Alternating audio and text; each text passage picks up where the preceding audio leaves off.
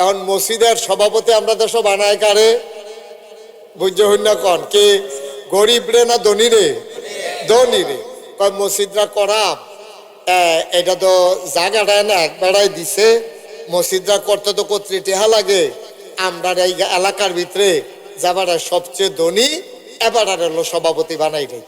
হেবারায় থাহে ডাহা হগলে মিল্লা মাইক্রুত কইরা গিয়াসে কয় ভাই সাহেব আপনি সভাপতি। ইনশাল্লাহ আমরা সবাই একমত হয়েছি, ইনশাল্লাহ আগামী পরশুদিন মসজিদের ছাদের ডালাই হইব, 5 লাখ টাকা লাগে। হেবারায় লগে লগে 5 লাখ টাকা দিয়া দিছে 4টা সিনেমা হলের মালিক।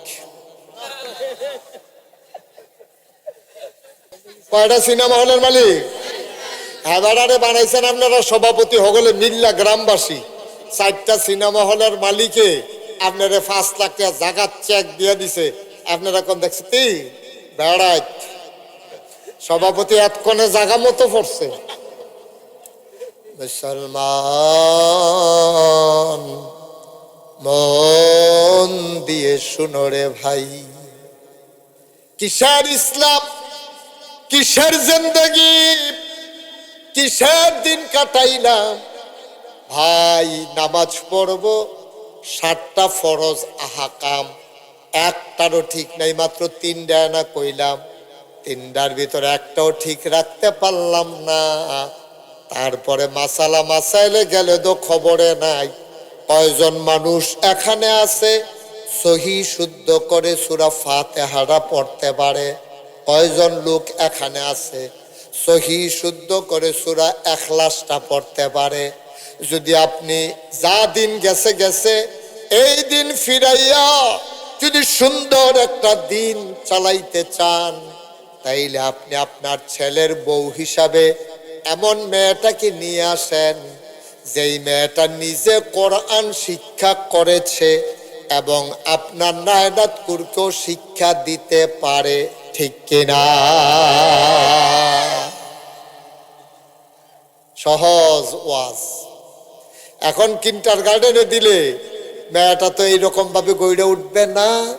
তাইলে এই ব্রাহ্মণ পাড়ার লোকজন, আমার মাইকের আওয়াজ যারা শুনতেছেন, দয়া করে আপনি স্কুলে পড়ান, আপনি পড়ান, ডাক্তার বানান, আপনি মেয়েদেরকে প্রফেসর বানান, আমার আপত্তি নাই, দরকার আছে, কিন্তু মেয়েটাকে আগে মুসলমান বানাই দেন। আর মুসলমান বানানোর জন্য খাতুনের জান্নাত মহিলা মাদ্রাসা নিজের বাড়ি তাই লুক পাইবেন। এবারে আমার দাওয়াত দিয়ে আনছে দেখে আমি কইতে আসি, বিষয়টা এমন না, বিষয়টা এমন না। আল্লাহ মাফ করুক, আল্লাহ আমার মনের খবর জানে যে জসিম ভাই, হাফেজ জসিম ভাই আমার যেহেতু দাওয়াত দিয়ে আনছে, আমার পক্ষে 2টা কথা না কই কেমনে, আল্লাহ জানেন, আল্লাহ মাফ করুক। এই নিয়তে বলতেছি না, নিজে লক্ষ লক্ষ টাকা খরচ কইরা, লক্ষ কি কোটি কোটি টাকা খরচ কইরা যে সুন্দর করে বিল্ডিং বানাইছে। আমি তো এই বিল্ডিংটার ভিতরে উঠছিলাম। আপনারা ব্রাহ্মণ পাড়ার সবগুলা লোকের মেয়েরা এই পরিবেশে বড় হয় না, আমরা সবাই একরকম সামর্থ্য না, কিন্তু উনি নিজের জায়গার ভিতরে বিল্ডিং কইরা, মহিলা মাদ্রাসা কইরা মেয়েদেরকে সুষ্ঠুভাবে শিক্ষা দেওয়ার জন্য এবং ওনার ওয়াইফ সহ পরিশ্রম কইরা আপনার মেয়েকে নিজের মেয়ে মনে কইরা গইরা তুলতে আছে। সুতরাং মাইকের আওয়াজ যত দূর যায়, এমনি তো দুনিয়ার নমুনা খারাপ, এই মাদ্রাসাত পড়াইয়াও তো ফলামাইয়া মানুষ করা কঠিন, দিনই শিক্ষা দিয়া ফলামাইয়া মানুষ করা কঠিন। আর আপনি দিনই শিক্ষা দিবেন না, কোরআন হাদিসের কাছেও নেবেন না, এরপরে সোনার মানুষ বানাই নেবেন, এটা আশা করা যাবে না, ঠিক কিনা কন? তাহলে আমার বিনয়ের সাথে মিনতি, আমি আপনাদের ঘরের মানুষ, সারা বাংলাদেশে দেশের বাইরেও ওয়াজও যাই, আর যদি আমি ব্রাহ্মণপাড়া আমার মানুষের সামনে কথা কইতে আসি, অকেরে বুঝ কইরা ঠান্ডা মাথায় আপনারা বুঝানোর লেগে কইতে আসি। ছোট বাচ্চা আছে আইনা দিয়া দেন, ছেলেরা পড়ে না এখানে, ছেলে শাখা আছে, ছেলেদেরকে দিবেন, মেয়েদেরকে দিবেন, এটি একটু কোরআন শিখাইবেন, একটু হাদিসটি শিখবো, এই 3টি শিক্ষা আপনার কোরআন বানিয়ে শুদ্ধ করাই দিব। জিজ্ঞাসা করবো আব্বা সূরা ফাতিহাটা কোনছেন? আমি বললাম আমি কইলাম সূরা ফাতিহা শিখছি। আপনি আব্বা আমার লগে লগে কুদ্দুর সূরা ফাতিহাটা কোনছেন? তো যেই জায়গাটা ভুল হয় আপনার জিয়ে এটারে ঠিক করে দিতে আছে। সুবহানাল্লাহ কইতেন না? কি কপাল আমাদের, কি কপাল! ওই বাচ্চার কারণে এখন আপনি তো ওই এক নম্বরে কইছিলাম একটা বাচ্চা আপনার কাছে সবচেয়ে প্রথম পাওনা একটা ভালো মা। কথা মনে আছে নিও? তাহলে আমরা আজাগাত কুজাগাত বিয়া করবেন না, আজাগাত কুজাগাত বিয়া করবেন না। বিয়া করবেন 4টা জিনিস চাইয়া। চাইবেন সুন্দর নি, আচ্ছা এটা না হইলেও সারবো। দেহা আসেনি, আচ্ছা এটা না হইলেও সারবো। বংশ আসেনি, এটা না হইলেও সারবো। কিন্তু ইসলাম আসেনি, এইটা না হইলে সারতো না। ঠিক কিনা কর? এইটা না হইলে সারতো। শেষ। 4টা জিনিস সবচেয়ে গুরুত্ব দিতে হবে এই জিনিসটা, যে সে ইসলাম মানে কিনা, সূরা ফাতিহা পারে কিনা, ভাইয়াটা নামাজ পড়ে কিনা, রোজা রাখে কিনা, পর্দা করে কিনা। হ্যাঁ, মেয়েরা তখন দেখবেন যেই মেয়েরা নামাজ পড়ে, যেই মেয়েরা রোজা রাখে, যেই মেয়েরা পর্দা করে, এই মেয়েরা গড়াইয়া অন্তত অশান্তি করতো না, শ্বশুর শাশুড়ির সাথে বেয়াদবি করবে না। এই মেয়েটা আইসা সেটা অশ্লীল বেহায়াপনা চলা চলবে না। ঠিক কিনা কম? এটা মনে থাকবেন ইনশাল্লাহ আমরা। তাইলে এইরকম ভালো মেয়ে আপনি বিয়ে করাবেন পাইবেন কো? তাইলে এই দিনে আপনি গইড়া তুলতে হইব। এই জন্য আমি বিশ্বাস করি, আমি ব্যক্তিগতভাবে আমি মোশতাক ফয়েজি বিশ্বাস করি যে ছেলেদের চাইতে মেয়েদের শিক্ষার দরকার অনেক অনেক বেশি। বলেন সুবহানাল্লাহ। নবীজিরে উৎসাহিত করতেন। সবচেয়ে বেশি হাদিস বর্ণনা করছে যে সাহাবা, ওনার নাম হলো আবু হুরায়রা। আর সবচেয়ে বেশি সাহাব মহিলাদের ভিতরে আম্মা জান আয়েশা রাদিয়াল্লাহু তাআলা আনহা 2210টা। উনি বড় জ্ঞানী মহিলা ছিলেন। এই কারণে আমরা ইসলামটা পাইছিও। আর না হইলে যদি আম্মা জান আয়েশা যদি এই হাদিসটি বর্ণনা না করতো তাহলে আমরা ইসলাম বুঝলাম না, আমরা ইসলাম শিখতাম পারলাম না। কোন সময় গোসল করা লাগবে এটি জানতে পারতাম না, কেমনে ওযু করা লাগে আমরা শিখতে পারতাম না। তারপরে পারিবারিক যে সম্পর্কগুলা, এটা আম্মা জান আয়েশা সব এই হাদিসের মাধ্যমে আমাদেরকে শিখাই দিয়া গেছে। এই জন্য আমাদের মেয়েদেরকে আপনারা দয়া করে এই যে খাতুনে জান্নাত মহিলা মাদ্রাসা, এটার ভিতরে ভর্তি করাইবেন, এখনো দিবেন। আমি তার পরিবারের সম্পর্কে আমার সম্পর্ক এই যে জসিম ভাই, তারপরে ইয়াত আছে দেবিদ্দার আছে ডক্টর মহসিন, তারপরে এবার আর বাইত আছে আমিন, আমিন নি আল আমিন, তারপরে মধুমতি হসপিটালের লগে দিয়ে আছে খাইরুল। কয় ভাই? 5 ভাই। 4 জনের নামে না করলাম, আরেকজনের নাম ক ডাক্তার ইয়ামিন। হ্যাঁ, ঢাকায় আছে তারা 4 ভাইয়ে। এই যে মাশাল্লাহ এই যে জসিম ভাই, উনি নিজে হাফেজ, ওনার ব্যবসা আছে, উনি কোনো মাদ্রাসা বেচা খাওয়ান লাগতো না। কথা বুঝছেন? এবার আর যদি কোনো ব্যবসা ট্যাবসা না থাকতো, এবার চিন্তা করতো করল কিতা যে 100 ছাত্র ভর্তি করাইলে 3000 টাকা করে নিলে তো হইলে ওইব 3 লাখ টাকা। বাড়ি গাড়া ভাড়া থেকে যদি 1.5 লাখ টাকা আর থাকে 1.5 লাখ টাকা, এরপরে শিক্ষিকার বেতন, এরপরে তার খাওয়ানি, এরপরে আমি চলাম কেমনে? এবার এই চিন্তাই এফল লইল। যেহেতু এবার নিজের ব্যবসা আছে, মাদ্রাসাতে আইলো না গেল এই চিন্তা এবার আর নাই। এবার আর চলার মতো লাইন আছে। আমি খাইতে বসেও বলছিলাম, ওনার বাসায় বসেও বলছিলাম, আলেম ওলামারা যদি গরিব হয় তাহলে ইসলাম থাকবে না। কেড়ে থাকতো না? ওই ধনী যারা, তারার কাছে গিয়ে বইয়ে তখন লাগবো। তা হেবাড়া মনে করছে হুজুর আমার কাছে আইয়া বইয়ে রয়েছে, টেহার লাগিয়া ঘন্টাখানেক বয় রাখ। হেবাড়া ঘুরতে রয়েছে, হুজুর রে বয় রাখছে, আসেনি রে কারবা। হেবাড়া হইতা হুজুরের মর্যাদা বুঝছে না তো, এবার মনে করছে যে হুজুর আতফাতনের লেগে আইছে, এবার 6 ঘন্টা বয় রাখলেও দোষ নাই। তো এই জন্য আলেম ওলামারা ধনী হইতে হবে। আমার জসিম ভাই নিজের যেহেতু ব্যবসা আছে, এবার আর ব্যবসা থাকার কারণে সুবিধা হইলো, এবার মাদ্রাসাতে টেহা নিয়া এরপরে চলন লাগে না। এবার আর চলার লাইন আছে, মাদ্রাসাটার মাধ্যমে দ্বীনের খেদমত হচ্ছে। বলেন সুবহানাল্লাহ। আমি গত বছর আসছিলাম, তখন এই মাদ্রাসা ছিল না, তখন ছিল মধুমতি হসপিটালের পাশে। এখন নিজের বাইত মাদ্রাসা। আমার কিন্তু এটা এবার কইছে না, এবার কলেজ পাড়া হুজুর একটা মাদ্রাসা। আমি বলছি এখন হচ্ছে আবার ভাড়া লইছে, ওমা গো আইয়া দেখি কি কারবার ওড়াই লইছে। সুবহানাল্লাহ কইতেন না? মাশাআল্লাহ, অনেক সুন্দর করে পরিবেশ, মানসম্মত, খোলা মেলা সুন্দর পরিবেশ, টাইলস করা। আপনার মেয়েরা সুন্দরভাবে এখানে পড়বে, আপনাদের বাচ্চারা এখানে পড়বে, সোনার মানুষ হবে। তারপরে কি হবে? শেষ কথাটা কইয়া শেষ করে দেই। বাদশাহ আওরঙ্গজেব, এই বাদশাহ আওরঙ্গজেব ওনার কইতো জিন্দা অলি, ওনারে জিন্দা অলি কইতো। উনি ছিল এই ভারতীয় উপমহাদেশের বাদশাহ। কোরআন শরীফ নিজের হাতে লেখিয়া আর টুপি বানাইয়া এরপর উনি সংসার চালাইতো। সুবহানাল্লাহ কইতেন না? আর আস্তে কোন সুবহানাল্লাহ। একটা বাদশাহ, বাদশাহ বাংলাদেশের প্রধানমন্ত্রী প্রেসিডেন্ট না, ভারতীয় উপমহাদেশের বাদশাহ। এবার সংসার চালায় হাতে কোরআন শরীফ লেখিয়া। সুবহানাল্লাহ একবার আস্তে খাটে না জোরে খাটে। এবার কোরআন শরীফ লেখা সংসার চালান লাগে একটা বাদশাহ। আর আমরা তারা 2 বছর 3 বছর 4 বছর 5 বছর কোনো মতো মন্ত্রী হন গেলে, এমপি হন গেলে, তারপরে গিয়া কোনো মতে মেম্বার চেয়ারম্যান হন গেলে, এবার আর বিড়াতে তো যেই বিড়াত কুত্তা ঘুমাইতো সেই বিড়ার ভিতরে মাসাল্লাহ বিল্ডিং উঠতেছে গায়ে, ঠিক কিনা কর? এবার ভারতীয় উপমহাদেশের বাদশাহ এবার সংসার চালায় কোরআন শরীফ লেখা। এবার আর ফুতে হাফেজ হইছে। সুবহানাল্লাহ কয়নি? কিন্তু ব্রাহ্মণ ফলার তারা কি ওয়াজ ভুলে লাইছেন সব? হেবাডার ফুতে কি হয়েছে রে? জোরে কয় না, কি হয়েছে? হাফেজ। আর ফুতে যখন হাফেজ হয়েছে, হাফেজ ফুতেরে লইয়া গেছে বাদশাহ আওরঙ্গজেব আরে ওনার বাফের কাছে গিয়া সেরকম। আব্বা কয় কিরা? তারি চিনছেন নি? কয় কেডাইডা? কয় তে আমার ফুত, আপনার নাতি। সুবহানাল্লাহ কইতেন না?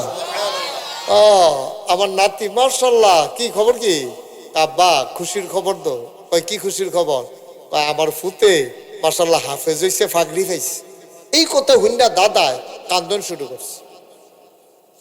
কি শুরু করছে? কান্দতে আছে।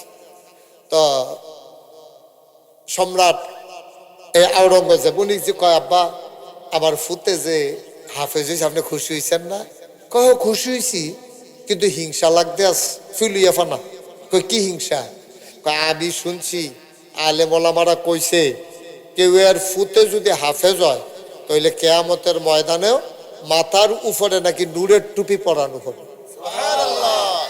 এখন তোমার ফুত তো, তুমি তো মাথার ভিতরে নূরের টুপি দিয়ে আটবা, আমি তো দাদা, আমি তো আর বাপ না।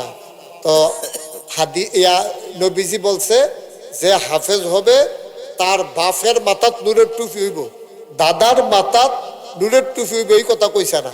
তো তুমি আমার ফুত হইয়া তুমি কিয়ামতের ময়দানে নূরের টুপি মাথার দিয়ে আটবা, কারণ তোমার ফুতে হাফেজ হইছে। আমি তো আর আমার ফুত হাফেজ বানাইতে পারছি না, আমার কপালও তো আর নূরের টুপি নাই। সুবহানাল্লাহ কইতেন না? এই কথা কইয়া কইয়া আবার কাঁদতে আছে। ফুতের মনো কলজাত গিয়া লাগছে কথাটা। আব্বা তো কথা কইছে সত্য, আমার মাথাত নূরের টুপি হইব, আব্বার মাথার দইতো না, কথা তো সত্য। এই আওরঙ্গজেব আস্তে করে কেউ কিছু না কইয়া সংসার ধর্ম হালাইয়া এবার আর নাই নাই নাই নাই। এই ভালা বিয়াতা বেড়া বাচ্চা হাফেজ হয়ে গেছে, কত বড় বেড়া, এবার বিচারে বেড়ারে গেল কো? এটা এবারে কারায় বিচারে বার করবো? এবার ফলাই থাকলে বার করুন যাবো, সুইটটা মানুষ হইলে না, কান লইল রাস্তা তাট লইল, এবারে বুঝ্য হইলে ফলাইছে, খবর নাই। 3 বছর গেছে গা। কয় বছর? আমার কথা কনা, কয় বছর? 3 বছর পরে এবার আটকাইয়া বুচ্চুর ভাইয়া উঠছে। আইসে পরে বাফে এত ধরে সেটা কাঁদে, ফুট তুই একটা কাম করলি, এটা তুই একটা কাম করলি, তুই আমার কথা একবার চিন্তা করলি না? আমি কাঁদতে কাঁদতে চোখটি বেড়ে আমার কান্না হয়ে গেছে গা। তুই এটা কাম করলি, তুই আমারই কইয়া যেতি কেউ এর যাস আর না যাস, গেছলি গো তুই। এবার ফুতেও কান্দে। সুবহানাল্লাহ কইতেন না? বাবা ডাক দেয়া কয়, ও আদরের সন্তান কই গেলা তুমি? আমার একটা কথা বললা না? আমি না তোমার বাবা? কানতে কানতে স্থির হয়ে গেলাম, তোমার কোনো খবর নাই, গেলা কই তুমি বললাও না। অনেক তালাশ করলাম, খুঁজে পাই নাই। এবার বাদশা ডাক দেয়া কয়, বাবা, ও বাবা, আপনি যে আফসোস করছিলেন যে আপনার মাথায় নূরের টুপি হবে না, টেনশন করেন না, আপনার মাথায় নূরের টুপি পরানোর ব্যবস্থা করে দিয়ে আসলাম। মানে কি কি বুঝছে? আব্বা ওখান খালি আমি নূরের টুপি মাথার দিয়ে আটতাম না, আমরা বাহে ফুতে দুজনে কান্দ দুইটা টুপি দুইটা মাথার দিয়া কিয়ামতের ময়দানে বেড়াগিরি। সুবহানাল্লাহ কইতেন না? আর আপনার মাথা তো নূরের টুপি, আমার মাথা তো নূরের। সুবহানাল্লাহ কইতেন না? চারটিখানি কথা মনে করছে, চারটিখানি কথা মনে করছে। আল্লাহ তাবারক ওয়া তাআলা আমাদের সবাইকে যেন কবুল করে, সবাই করা আমিন। আবার মাইকের আওয়াজ যত দূর পর্যন্ত যায়, যাদের ছোট ছোট বাচ্চা আছে, এই সুন্দর পরিবেশ আপনি দিয়ে দেন, দিয়ে দেন, সোনার মানুষ বানান। এরপরে নিয়ে আপনি এই স্কুলে ভর্তি করান, এরপরে ডাক্তার বানান, এরপরে ইঞ্জিনিয়ার বানান, আমার কোনো আপত্তি নাই। আচ্ছা, এখন আপনারা যদি আমার জিগান যে হুজুর আপনি যে, আমরা ফিরসা হুজুর আপনি যে কইতে আছেন পয়লা হাফেজ বানাই এরপরে নিয়ে মাদ্রাসার দিতা, পরে বানাইলে আগে ইঞ্জিনিয়ার বানাইলে এরপরে যদি তারা হাফেজ বানায়, এটা রইতো না, এটার পরে আর হইতো না। জমিনটা যখন নরম থাকে গোসাড়া দিলে হিওর সাইডা দেয়, ঠনঠুন্না মাটির ভিতরে কুবাইয়া গাছ লাগাইলো, এটা কোনো টিহে না। আরেকটা কথা কই, সকালবেলায় খুব খেয়াল করে, গভীর মনোযোগ, সকালবেলা আপনি ভাত খাইছেন শুটকি দিয়া, বুলার দ্বারা দিয়া রানছে, আর কড়কুইটা বা যখন শীত না, রাইতে আর পানি দিছে না, মুলার দ্বারা হুটকি দিয়া তরকারি রানছে আর ভাত দিছে, খাইছেন সকালবেলা। খেয়াল করেন কইলাম, দুপুর বেলা এই হাফেজ জসিম ভাইয়ের এখনো দাওয়াত, এবারে মুরগা দিয়া গরু গোস্ত দিয়া ভাত খাওয়াইছে। রাতের বেলায় আপনার এক দুস্থ আপনার হোটেলে নিয়ে বিরিয়ানি খাওয়াইছে। তাইলে সকালবেলা না কিটা শুটকি, আমার কথা কয় না, সকালবেলা কি, দুপুরবেলা গরুর গোস্ত, রাত্রেবেলা বিরিয়ানি। এইটা কই আলাইছে তাড়াতাড়ি, ওই একবারে যে হেঁটে তো দুই তিন তরকারি যে, তার লেগে কইতে দেরি হয়েছে আর কি। সকালবেলা শুটকি, কথা কন, সকালবেলা, দুপুরবেলা গরুর গোস্ত, রাত্রেবেলা বিরিয়ানি। আচ্ছা, এখন যখন আবার তিন বেলা খাইয়া ঘুমাইতে গেছে, যখন গৈরান দিছে পেটের থেকে একটা ঢ্যাক বাড়িছে, একটা গ্যাস বাড়িছে, এই ঢ্যাকের ভিতরে কি এর গন্ধ কয়? এই ঢ্যাকের ভিতরে কি এর গন্ধ কয়? মূলার গন্ধ, শুটকির গন্ধ। কে রে? ওই যে প্রথম খাইছেন। মুসলমান, সকালবেলা শুটকি খাওয়ার কারণে দুপুর বেলা গোস্ত খাইছো, রাতের বেলা বিরিয়ানি খাইছো, তারপরেও রাতের বেলা যখন ঢেকুর দিছ, ওই বিরিয়ানির গন্ধ নাই, গরুর গোস্তের গন্ধ নাই, গন্ধ বের হয় ওই শুটকির। তাইলে বোঝা গেল প্রথম যেটা করে রাত পর্যন্ত এইটারই গন্ধ থাকে।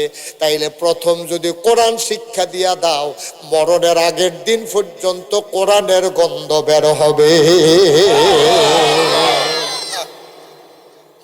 এরপরে যেটা খাওয়ার বাড়িব কোরআনের গন্ধ। আল্লাহ যেন আমাদেরকে হেফাজত করে, সবাই কোনা আমিন। আমার কথা সব বোঝা গেছে আপনাদের? ইনশাআল্লাহ আমাদের যাদের বাচ্চা আছে আইনা ভর্তি করাই দেবেন। আমি এটার সাথে, আমি ওনার সাথে আমার যোগাযোগ আছে, উনি প্রায় আমার সাথে যোগাযোগ করেন। আমরা সবাই মিলে পরামর্শ করে আমার এই ব্রাহ্মণ পাড়াকে কেমন করে সোনার ব্রাহ্মণ পাড়া বানানো যায়, কেমন করে ঘরে ঘরে হাফেজ বানানো যায়, কেমন করে আপনি একজন আদর্শ সন্তানের বাবা হবেন, এইভাবে আমরা যেন নিজেকে তৈরি করতে পারি। আল্লাহ যেন কবুল করে, সবাই করা আমিন। ও ও জাকাত দোয়া করা ভাইয়েন, দোয়াটা কইরা যাইয়েন, আইয়েন এটা লই আইয়েন, এখন দোয়া হবে, আসেন। সরছে বাবা বসো, একটু বসো। এই আপনারা যারা আছেন একটু বসানো দোয়া করেন সবাই। দোয়ার আগে আমরা একটু ইস্তেগফার পড়ি, সবাই আমার সাথে পড়েন। আস্তাগফিরুল্লাহ রাব্বি মিন কুল্লি যামবি ওয়া আতুবু ইলাইহি লা হাওলা ওয়ালা কুওয়াতা ইল্লা বিল্লাহিল আলিয়্যিল আযীম। হে আল্লাহ, ইচ্ছায় অনিচ্ছায় প্রকাশ্যে গোপনে শয়তানের কুমন্ত্রণায় পড়ে, নফসের তাড়নায় পড়ে জীবনে যত গুনাহ করেছি, কবীরা সগীরা শিরক বেদাত, সমস্ত গুনাহ থেকে খালেস অন্তরে তওবা করতেছি। হে আল্লাহ, গুনাহ মাফ করে দাও, তওবা কবুল করে নাও। আমিন আমিন আমিন বলেন আলহামদুলিল্লাহ। আপনারা সবাই এখানে যারা আছেন, আপনারা সবাই শুনছেন না যে আমি একটা হাসপাতাল এবং একটা বড় মসজিদ করতেছি নাগাইশে, শুনছেন? এই মসজিদটাতে একসাথে নামাজ পড়বে ৬,০০০ লোক। নিচতলায় ফ্রি হাসপাতাল, ব্রাহ্মণপাড়াবাসী বিনা চিকিৎসায় কোনো মানুষ যেন এন্তেকাল না হয়, অন্তত যেন একটু চিকিৎসা দিয়ে দিতে পারি গরিব অসহায় মানুষের, এই জন্য ফ্রি হাসপাতাল নিচতলায়, দোতলায়, তিনতলায় মসজিদ। জসিম ভাই কিছুদিন আগে গেছিল, উনিও দেখে আসছে। এই মসজিদের ব্যয় ধরা হয়েছে 30 কোটি টাকা। আমি নিজে নিয়ত করছিলাম এই মসজিদটা করতাম গেলে ইনশাল্লাহ আমি 1 বছরে মাহফিল করে যত টাকা হাদিয়া পাই পুরো 1 বছরের হাদিয়া আমার মসজিদে দিয়ে দেবো ইনশাআল্লাহ। আমি 1 বছরে 25 লক্ষ টাকা দিয়া মসজিদের কাম শুরু করছি, আলহামদুলিল্লাহ কইতেন না? আল্লাহ করলে একতলার ছাদ হইছে 24 সালের জুন মাসের 1 তারিখ, দোতলার ছাদ হইছে এই বছর, আর যত শেষ দিন সেপ্টেম্বর মাসের 19 তারিখ। এখন 3তলার ছাদ হইব, 35 টন রড লাগে, 40,000 ইট লাগে, তারপরে গিয়ে আপনার 1500 বস্তা সিমেন্ট লাগে, তারপরে রাজমিস্ত্রি খরচ লাগে 50 লাখ টাকা 3তলাটা করতে। আমার একটা নিয়ত আছে যে আমি একটা রিক্সাওয়ালা পাইলো আমার মসজিদের দাওয়াতরা পৌঁছাই দেন। আল্লাহ কোন সময় কারি দিয়া কি করাইব মুশকিল, আপনাদের কাছে দাওয়াত দিলাম, আপনারা আমার মসজিদটার লেগে দোয়া করবেন। আর যারা পারেন প্রত্যেক শুক্রবারে আমি ওইখানে জমা পড়াই, যারা পারেন ওইখানে গেলে জমার নামাজ পড়ে আসবেন, দেখে আসবেন। আরেকটা দাওয়াত হইলো আগামী 16ই জানুয়ারি শুক্রবার নাগাইশ দরবার শরীফের মাহফিল। জানুয়ারির কয় তারিখ? কিবা শুক্রবার। সবাইরে দাওয়াত দিলাম, দাওয়াত পাইছে? সবাই যাবেন ইনশাল্লাহ। আর মসজিদটা আমার একটা স্বপ্ন, কেউ যদি এখানে কারো যদি কোনো নিয়ত থাকে যে হুজুর ইনশাল্লাহ এত বড় মসজিদ হবে, আমি এই 100টা টাকা দিয়া আপনার মসজিদ আপনার সাথে শরিক রইলাম, আমি প্রাণ ভরে দোয়া করব। এখানে অনেক লোকেরা আছেন, সবাই আমার পরিচিত মানুষ, 1000, 500, 100 কোনো টেহা না, আপনিও শরিক রইলেন। 2 টাকা দিয়েও যদি আপনি থাকেন তো একবারে না দেউন না তো বালা, আলহামদুলিল্লাহ কইতেন না? এই আমরা সবাই মিললাম, ওই যে মার্শাল্লাহ এবার 1000 টাকা বার করে আলাইছে মার্শাল্লাহ। হ্যাঁ, জসিম ভাইও দিয়ে লাইছে 1000 টাকা। হ্যাঁ হাসিনি তো আমার নাগাইশের লোক শাহজাহান ভাই দিছে 500, আমার গ্রামের সন্তান ও দিছে 500 মাশাআল্লাহ। মাদ্রাসার সভাপতি মুস্তাউদ্দিন ভাই, ও মুস্তাউদ্দিন ভাই কো আছে? মুস্তাউদ্দিন ভাই দিছে 500 টাকা মাশাআল্লাহ। আরেক ভাই দিছে 1000। দেখছে এটি না কইলে কইতে লইল মসজিদ দুইটা হারিতে বঞ্চিত হইল একজন লোক বাদ। ওই যে মাশাআল্লাহ ইমরান ভাই আমার আগের পুরান মানুষ, ইমরান ভাই দিছে 500, মাদ্রাসার ছাত্র একজনে দিছে 500, আরেকজনে দিছে 200, আমরা 1200 ফিরসা বুজুরে দিয়ে লাইছে 500। এটার দাম তো 5 লাখ। মারহাবা কইতেন না? মাশাআল্লাহ। কি নাম না? ওমর ফারুক ভাই, উনি দিছে 500। ওনার 2 বাচ্চা মাদ্রাসায় পড়ে মাশাআল্লাহ, ভাগ্যবান ভাগ্যবান পিতা। এই ফলাফলে কথা কইব ইনশাআল্লাহ। আরেকজনে দিছে 400, আরেকজনে 100। আপনারা অক্কারে নাই, আপনি 10টা টাকা হইলেও দিয়ে নো, মসজিদে 10টা টাকা হইলেও দিয়ে নো। যে আমার আরেক ভাই ওই সুলমান, একটু যাও ভিতরে যাও, মাশাআল্লাহ। এই যে আমার আরেক ভাই উনি দিচ্ছেন 100। সুলাইমান একটু ভিতরে যাও, যারা 2টা চায় 10টা টাকা হইলেও দেন, 2 টাকা দেন। তো কইতেন পারবেন আমি 2 টাকা দিছি, খারাপ কি? না দেওয়ানের তো বালা, না দেওয়ানের তো বালা, 2 টাকা দেন না, অসুবিধা কি? আল্লাহ যেন কবুল করে, আমরা প্রাণ ভরে দোয়া করব মাশাআল্লাহ। আর আমি যেন আগামী বছর আইসা দেখি যে এই মাদ্রাসায় ছাত্র জায়গা হয় না, আরো নতুন বিল্ডিং ভাড়া করণ লাগছে, আমি যেন আইয়া দেখি এইরকম জসিম ওইভাবে কাজ চালান। আল্লাহ বরকত দেবে ইনশাআল্লাহ, ইনশাআল্লাহ সুন্দরভাবে হবে। আল্লাহ যেন কবুল করে। আমরা সবাই মিলে সবার জন্য দোয়া করি। অনেকেই দোয়া চেয়েছেন আমি আসার পরে, অনেকে অসুস্থ আছেন। আমাদের এই নাইগর মাদ্রাসার সম্মানিত সুপার হুজুর ফয়েজুল্লাহ ভাই আমার পরিবারের সদস্য, উনি আছেন। আরো অনেক ওলামায়ে কেরাম, 1200 পিশাব হুজুর আছেন। আমরা সবাই সবার জন্য দোয়া করি, আল্লাহুম্মা আমিন। মুশারফ ভাই আমাদের, যিনি মুশারফ হোসেন খান কলেজের সম্মানিত প্রতিষ্ঠাতা, আমার কাকা, উনি দোয়া চেয়েছেন। আমরা সবাই সবার জন্য দোয়া করি, আল্লাহুম্মা আমিন। হ্যাঁ, জসিম ভাইয়ের ছোট মেয়েটা, এক মেয়ে তো বিয়া দিয়া লাইছে আমার না জানাইয়া। হ্যাঁ, আমার দাওয়াতও নাই, জানানিও নাই। আচ্ছা, আল্লাহ ভরসা, আল্লাহ কবুল করুক। সুখে সাথে ছেলে জামাই বাসাল্লাহ ভালো পাইছে, বারেশ্বর পীর সাহেব হুজুরের জামাতা, অনেক ভালো ছেলে, সে অনেক মুআদ্দাব ছেলে, ইফতা পড়তেছে, অনেক ভালো ছেলে। আল্লাহ যেন কবুল করে, আল্লাহুম্মা আমিন।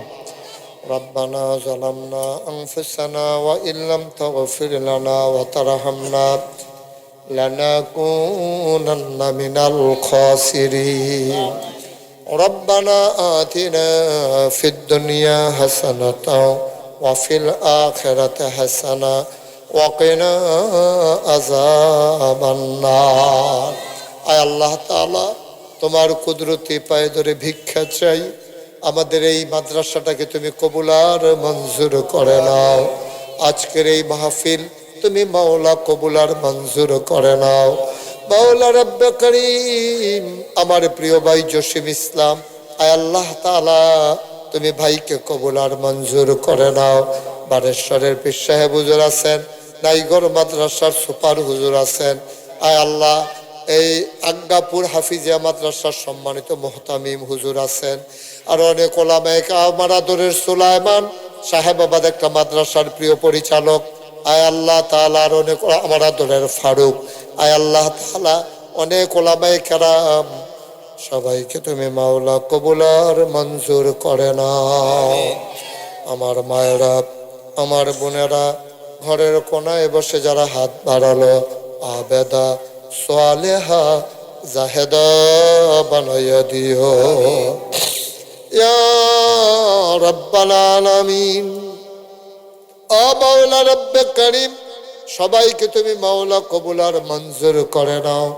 সবার মনের নেক আশা তুমি পূরণ করে দাও। যেই পথে চললে তুমি খুশি, তোমার হাবিব খুশি, সেই পথে চলার তৌফিক দান করে দাও। আয় আল্লাহ, এই মাদ্রাসার যত অভাব আছে তুমি দূর করে দাও। বিশাল বাড়ি বানাতে গিয়ে আমার ভাই কিছু পাওনা ধারণার কাছে আল্লাহ তুমি মাওলা তোমার কুদরতের মাধ্যমে ব্যবস্থা করে দাও ইয়া রাব্বাল আলামিন। ও মাওলা, টুকরা বানিয়ে দেন। আয় আল্লাহ, ওনার জীবনের গুনাহগুলো আপনি মাফ করে দেন।